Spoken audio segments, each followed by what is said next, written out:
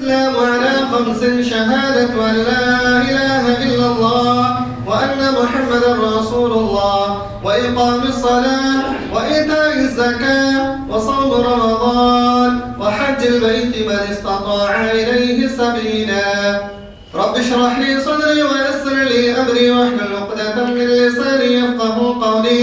ربي زدني علما ربي زدني علما. محترم سامعین کرام، حاضرین جمعہ، معزز بزرگوں، دوستوں، ماؤں اور بہنوں، خطبہ مسنونہ میں قرآن حکیم کی سورۃ البقرہ کی ایک آیت کریمہ ہم نے تلاوت کی ہے اور معروف و مشہور ایک احادیث آپ کے سامنے تلاوت کی ہیں۔ ان دونوں نصوص کے ذریعے سے آپ کو موضوع کا پتہ چل گیا ہوگا کہ آج کے خطبہ مسنونہ میں کس موضوع پر بات کی جائے گی۔ میرے بھائیوں، رمضان المبارک کا مہینہ قریب آ رہا ہے۔ اللہ رب العالمین کا لاکھ لاکھ شکر احسان ہے کہ اس باری تعالیٰ نے ہمیں اور آپ کو پھر سے ایک بار رمضان المبارک کے مہینے کے بالکل قریب لا پہنچایا ہے۔ الہ العالمین سے دعا ہے کہ الہ العالمین ہم تمام لوگوں کو اس مقدس مہینے کو ہمیں نوازے اور اس کی بھرپور عبادت کرنے کی توفیق عنایت فرمائے، آمین یا رب العالمین۔ محترم سامعین کرام، رمضان المبارک کا مہینہ ایک ایسا مہینہ ہے جو 12 مہینے میں سب سے بہترین مہینہ ہے، سب سے اشرف مہینہ ہے۔ یوں کہہ لیں تو اشرف مہینہ ہے، تمام مہینوں میں سب سے بہترین مہینہ، فضیلت والی مہینہ رمضان المبارک کا مہینہ ہے۔ اس مہینے کی جتنی فضیلت ہے کسی اور مہینے کی اتنی فضیلت نہیں ہے۔ اللہ سبحانہ و تعالیٰ نے پورے کلام مجید کے اندر کسی بھی مہینے کا نام لے کر کے یہ نہیں کہا کہ یہ فلاں مہینہ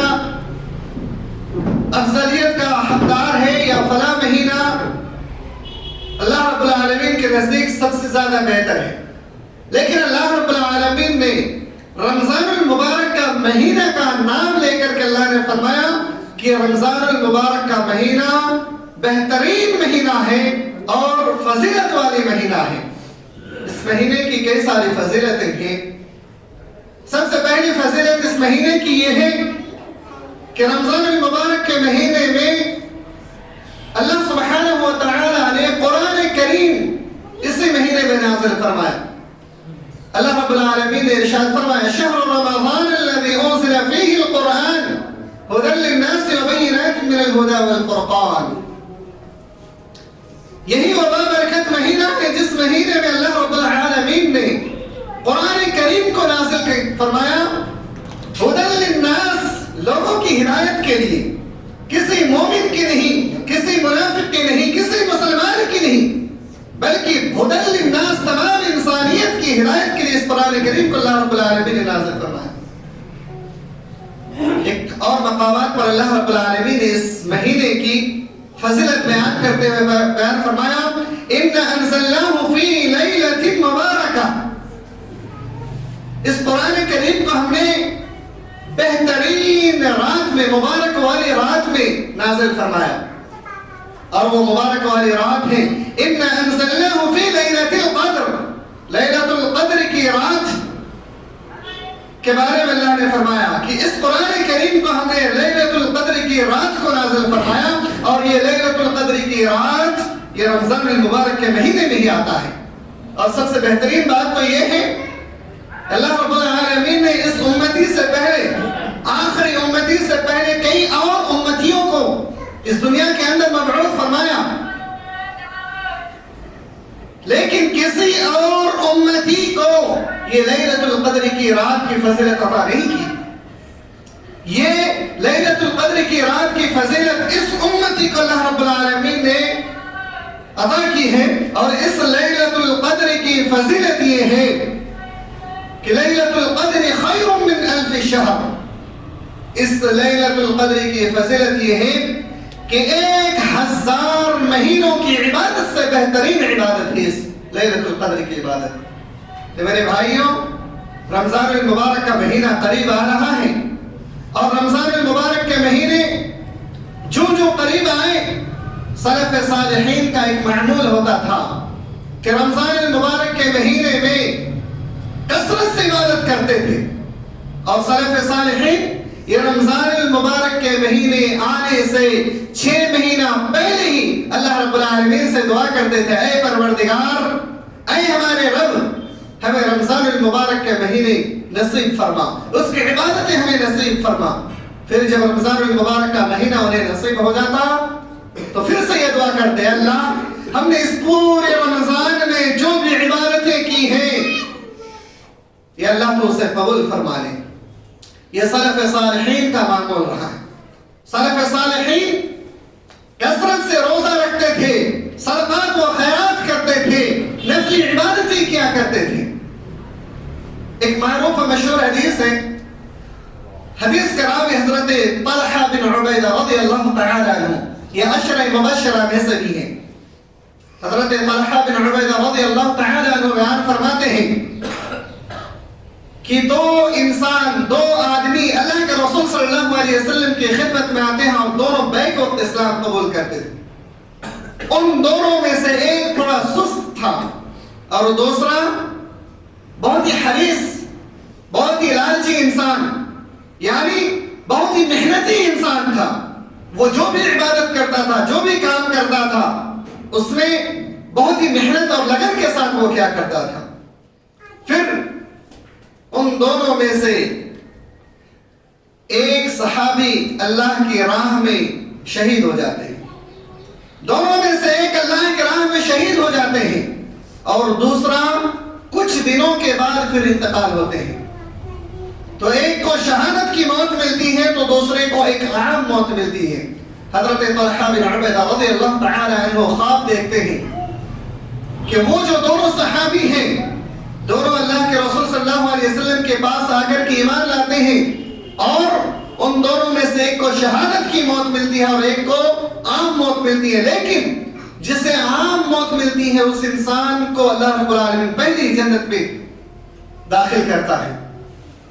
وہ حیران ہو جاتے ہیں کہ ماجرا کیا ہے، معاملہ کیا ہے، شہادت کا درجہ اتنا بڑا ہے اور وہ پہلے انتقال ہوتا ہے، اس کے باوجود بھی بعد میں انتقال ہونے والا انسان وہ پہلے جنت میں داخل ہوتا ہے۔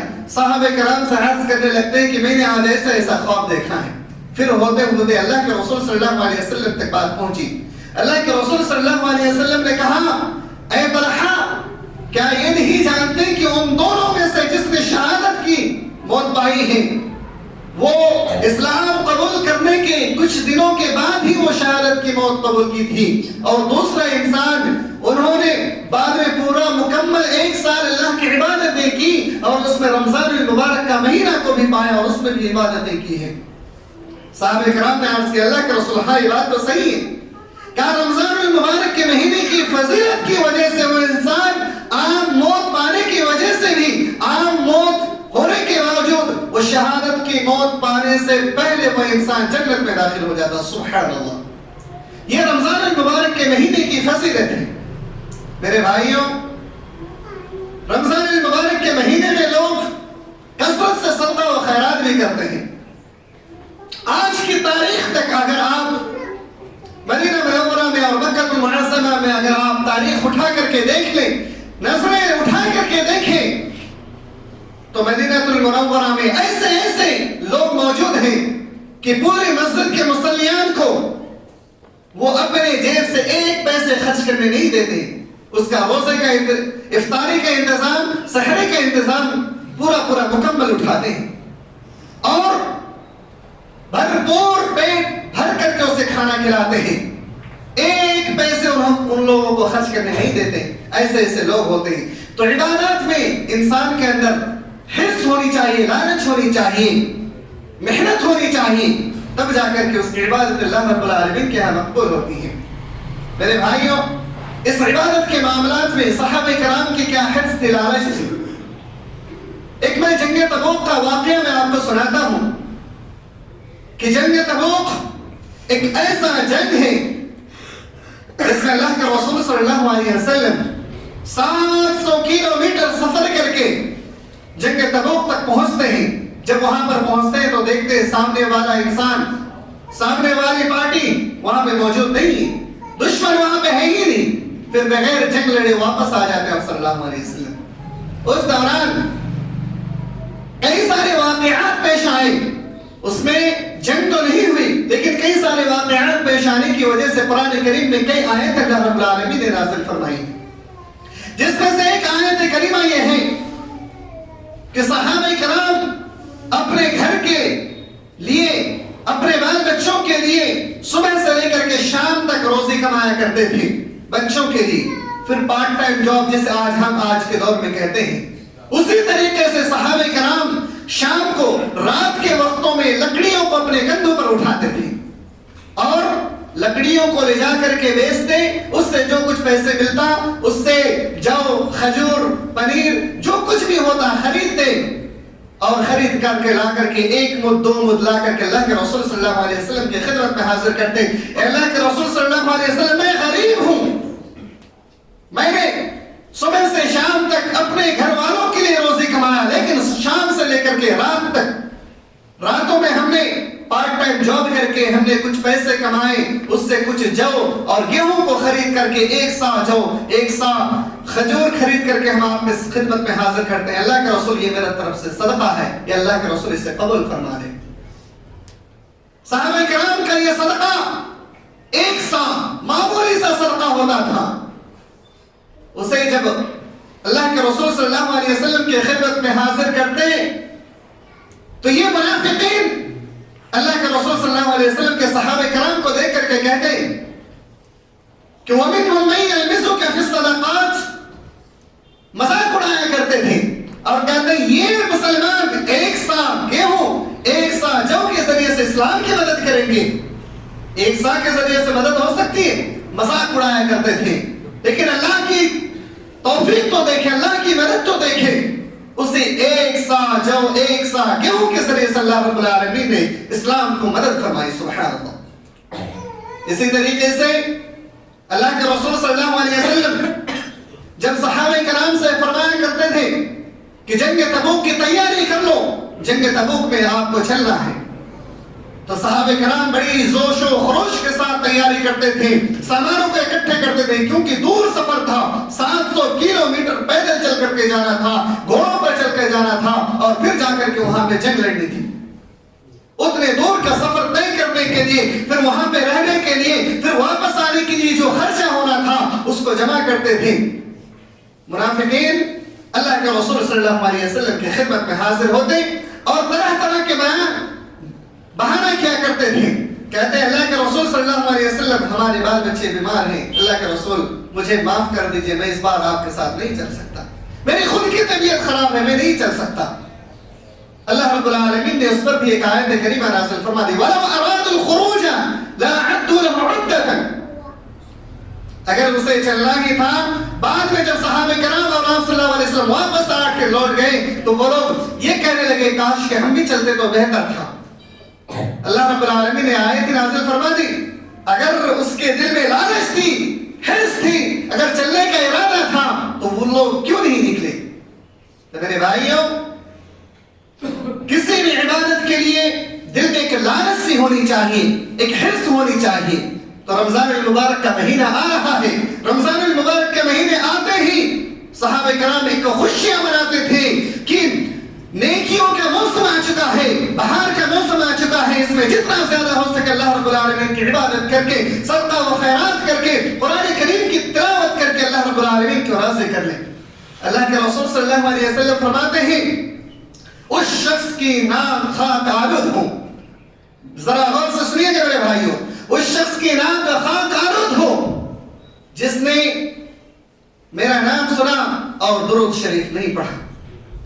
اور پھر اللہ کے رسول صلی اللہ علیہ وسلم نے فرمایا اس شخص کی راہ خاک آلود ہو جس کو رمضان المبارک کا مہینہ نصیب ہوا اور رمضان المبارک کا مہینہ واپس گزر گیا لیکن اس نے اپنی مغفرت نہ کروا سکی۔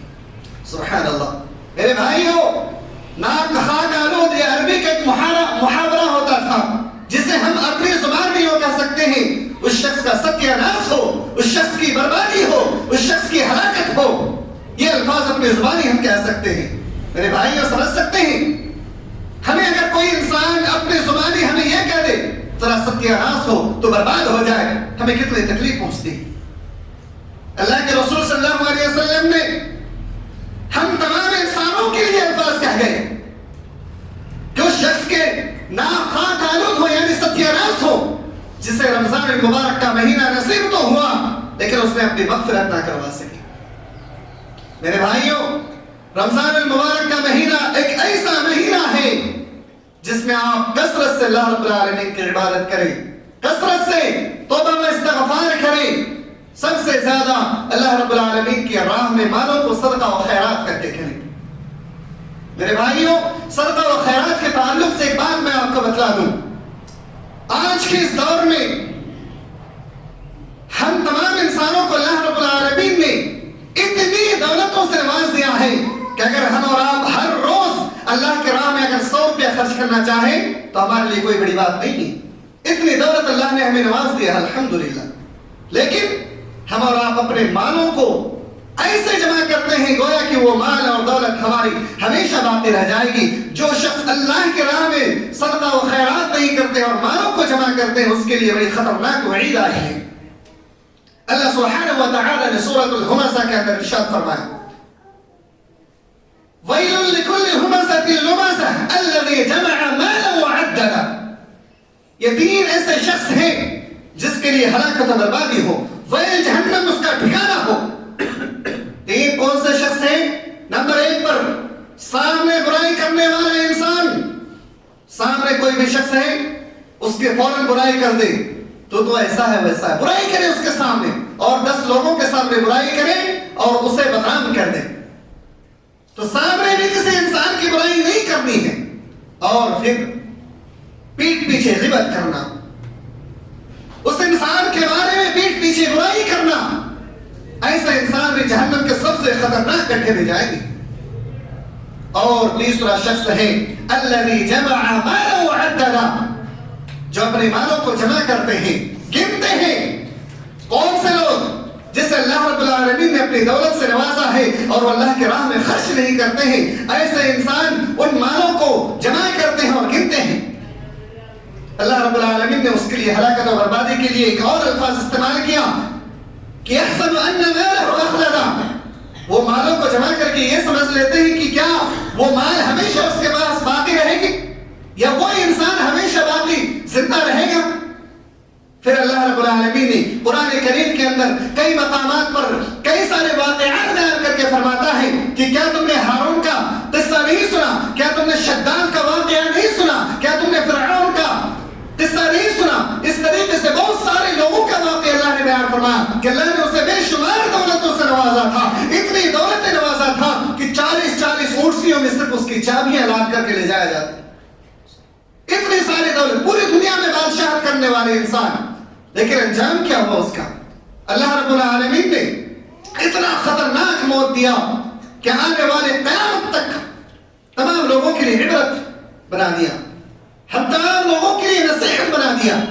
اس کی مال، اس کی دولت اس کی کوئی کام آئی؟ ہرگز نہیں۔ اس مال اور دولت کی وجہ سے ان لوگوں نے غرور کیا، تکبر کیا۔ میرے بھائیوں، ہمیں اور آپ کو بھی اللہ رب العالمین نے جو دولت نوازا ہے، اگر اس دولت کو ہم نے بھی اگر اللہ کے راہ میں خرچ نہیں کیا تو ہمارا بھی انجام کچھ ویسا ہی ہو سکتا ہے۔ قرآن کریم میں جتنے بھی واقعات اللہ نے بیان کیا ہے، یہ صرف ہمیں پڑھنے کے لیے نہیں کہ پچھلے زمانے میں ایسا ایسا ہوا ہے، بلکہ یہ اللہ رب العالمین ہمیں اور آپ کو تعلیم دیتا ہے کہ اس واقعات کو پڑھو اور غور کرو کہ اگر تم نے بھی ایسا کیا تمہارے ساتھ بھی ایسا انجام ہونے والا ہے۔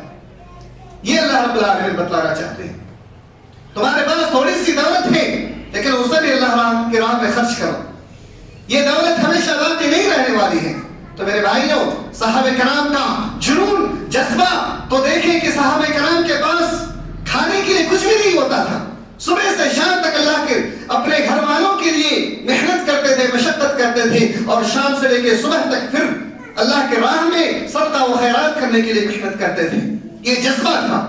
تو رمضان المبارک کا مہینہ آ رہا ہے میرے بھائیوں، کثرت سے صدقہ و خیرات کریں، حیلہ بازی نہ کریں، مال و دولت کو اپنے پاس جمع نہ کریں، بلکہ جتنا زیادہ ہو سکے اللہ کی راہ میں آپ صدقہ و خیرات کرتے جائیں۔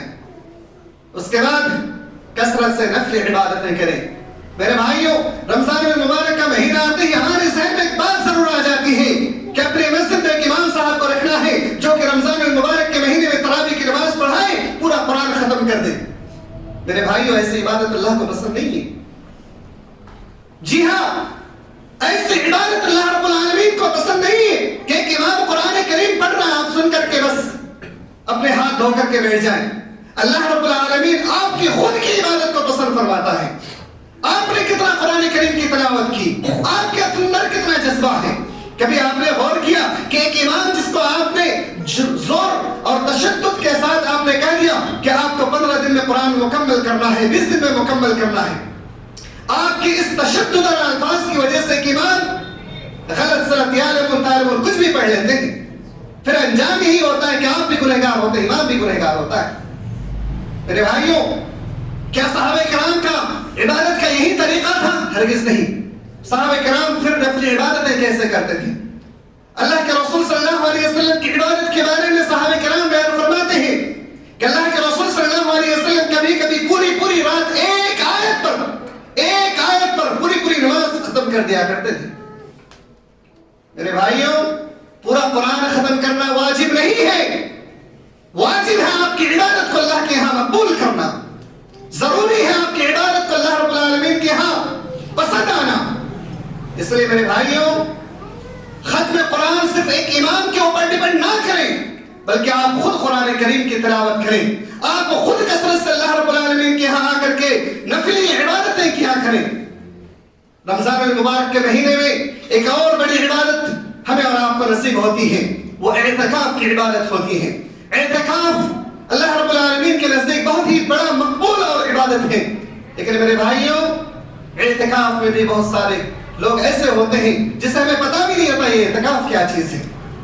اس لیے میرے بھائیوں، اعتکاف میں بھی بیٹھنے کی کوشش کریں اور کثرت سے قرآن کریم کی تلاوت کرنے کی کوشش کریں. میرے بھائیوں، یہ رمضان المبارک کا مہینہ ہے. جو انسان دکھاوے کے لیے کوئی عبادت کرے اس کا بھی بڑا خطرناک انجام ہوتا ہے. میرے بھائیوں، اس سلسلے میں حضرت ابو ہریرہ رضی اللہ تعالی عنہ سے ایک حدیث مروی ہے، میں آپ کے سامنے رکھتا ہوں کہ عبادت دکھاوے کی وجہ سے اگر کوئی انسان کرتا ہے اس کا کتنا خطرناک انجام ہوتا ہے. حضرت ابو ہریرہ رضی اللہ تعالی عنہ بیان فرماتے ہیں کہ اللہ کے رسول صلی اللہ علیہ وسلم نے ارشاد فرمایا، 3 قسم کے لوگ اللہ رب العالمین کے سامنے قیامت کے روز لائے جائیں گے اور سب سے پہلے ان سے سوالات کیے جائیں گے اور جہنم کی آگ انہی تینوں لوگوں سے بھڑکائی جائے گی. اللہ رب العالمین ہم سب کو محفوظ رکھے، آمین. وہ 3 قسم کے لوگ، سب سے پہلے نمبر پہ قاری، قرآن کی تلاوت کرنے والا. ایسا قاری جو خوبصورت آواز کے ساتھ آپ کے سامنے قرآن کی تلاوت کرے، اس کا مقصد یہ ہو کہ میں اچھے سے تلاوت کروں، لوگ سنیں اور مجھے میری تعریف کریں، واہ قاری صاحب نے کیا خوب قرآن پڑھا ہے. تو اس کا مقصد صرف اور صرف یہی ہو کہ میں اچھے سے اچھے قرآن کی تلاوت کروں اور عوام کو میں خوش کروں. اس کا مقصد اللہ رب العالمین کی رضا نہیں تھی. دوسرا وہ شخص جس نے اللہ رب العالمین کے راہ میں سخاوتیں کی، جسے دیکھا اس کے لیے اپنی مال و دولت کو لٹا دیا، لیکن صرف اور صرف اس کا مقصد تھا کہ اپنی دولت کو لٹانے کا کہ لوگوں کی نظر میں سخی انسان بن جاؤں، لوگوں کی نظر میں بڑا دینے والا انسان بن جاؤں، کہ جب بھی کوئی نام آئے ارے وہ فلاں صاحب بہت روپے لوگوں کو دیتے اس کے پاس چلے جائیں. تو مقصد یہ ہو کہ لوگوں کی نظر میں آپ سخی انسان بن جائے. اور تیسرا وہ انسان جس نے اللہ کے راہ میں جہاد تو کیا لیکن اس کا مقصد تھا کہ میں شہید لوگوں کی نظر میں کہلائے جاؤں. لوگوں کی نظر میں شہید کہلانے کے لیے اس نے شہید کا مقام حاصل کیا، درجہ حاصل کیا. لیکن یہ تینوں ایسے لوگ ہیں، تینوں ایسے بدنصیب انسان ہیں کہ کاش وہی عبادت صرف دل میں یہ نیت ہو جاتی کہ یہ جو میں عبادت کر رہا ہوں یہ اللہ کی رضا کے لیے کر رہا ہوں، کسی انسان کے لیے نہیں کر رہا ہوں. تو اس کی یہی عبادت اسے جنت تک پہنچا دیتی. لیکن اس کی دل میں صرف اور صرف یہی نیت تھی کہ ہم لوگوں کی نظر میں اچھے بن جائیں، جس کی وجہ سے وہ جہنم میں تو گئے ہی لیکن جہنم کے آگ بھی اسی کے ذریعے بھڑکا دی. اس لیے میرے بھائیوں، عبادتیں کریں اللہ رب العالمین کی رضا کی خاطر، قرآن کریم کی تلاوت کریں اللہ کی رضا کی خاطر. قرآن کریم کی تلاوت آپ کو نہیں آتی، ایک امام کے پاس، ایک اچھے حافظ کے پاس جو قرآن پڑھ سکتے ہوں، آپ اس کے پاس بیٹھیں، اس کے پاس قرآن پڑھنے کی کوشش کریں، سیکھنے کی کوشش کریں کہ مجھے آپ کچھ قرآن کی آیتیں پڑھ کر کے سنا دیں اور سکھا دیں، تاکہ آپ بھی آنے والے وقتوں میں خود قرآن کی تلاوت کر سکیں۔ آپ کے پاس دولتیں ہیں، کبھی خاموشی کے ساتھ تو کبھی ظاہری طور پر اللہ کے راہ میں خرچ کریں، لیکن آپ کے دل میں یہی نیت ہو کہ میں اللہ کی رضا کے لیے خرچ کر رہا ہوں۔ میرے بھائیوں، اگر کبھی جہاد کا بھی موقع آ جائے یا پھر آپ کو شہید ہونے کا موقع آ جائے، اس وقت بھی اللہ کی راہ میں ایسے شہید ہوں گویا کہ اللہ رب العالمین کی رضا کی خاطر آپ شہید ہو رہے ہیں۔ تو میرے بھائیوں، رمضان المبارک کا مہینہ قریب آ رہا ہے، اس لیے آپ ابھی سے اپنی کمر کو باندھ لیں، اگر قریب وہ مہینہ آ رہا ہے۔ ہم میں سے بہت سارے ایسے انسان تھے جو پچھلے سال تک یا چند دنوں پہلے تک ہمارے ساتھ وہ موجود تھے، لیکن اب وہ اس دار فانی کے اندر سے کچھ کر گئے ہیں، وہ ہمارے درمیان نہیں رہے ہیں۔ یہ رمضان المبارک کا مہینہ ایسا مہینہ ہے جس میں آپ اپنی استغفار کر سکتے ہیں، اپنی توباؤں کی بخشش کروا سکتے ہیں، اپنے گناہوں سے معافی منگوا سکتے ہیں۔ اس لیے میرے بھائیوں، کوشش کریں، اللہ سے دعا کریں کہ الہ العالمین ہم تمام لوگوں کو اس رمضان المبارک کا مہینہ نصیب فرمائے اور اس کی تمام عبادتیں بھی مقبول فرمائے۔ الہ العالمین ہم تمام لوگوں کے خطاؤں کو معاف فرما۔ الہ العالمین ہمیں پھر سے ایک بار اس رمضان المبارک کی تمام تر عبادات کو کرنے کی توفیق عنایت فرما۔ یا اللہ، ہم جو بھی عبادت کریں اللہ تیری رضا کے خاطر ہو، یا اللہ اس کی بھی تو توفیق عطا فرما۔ الہ العالمین ہم جتنا بھی تیری عبادت کریں